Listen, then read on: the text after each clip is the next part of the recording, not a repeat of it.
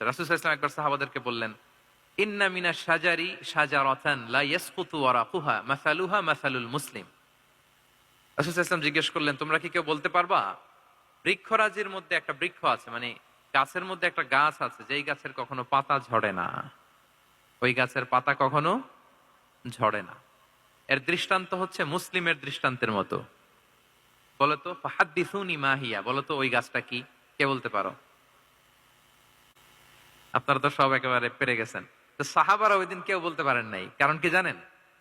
একে তো আমরা জানি হাদিস স্টাডি করার কারণে, হাদিস স্টাডি না করলে তো আমরা বলতে পারতাম না, আমাদের দেশে তো খেজুর গাছ তো হয়ও না।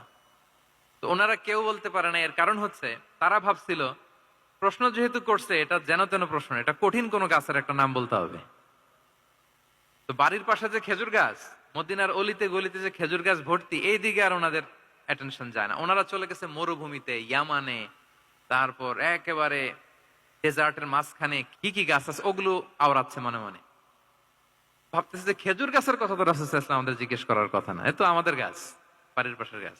তো কেউই আর বলতে পারে নাই। এরপর রাসূল সাল্লাল্লাহু আলাইহি ওয়াসাল্লাম যখন দেখলেন সবাই অপারগ, রাসূল সাল্লাল্লাহু আলাইহি ওয়াসাল্লাম বললেন, ইন্নাহা আন নাখলা, এটা হচ্ছে খেজুর গাছ।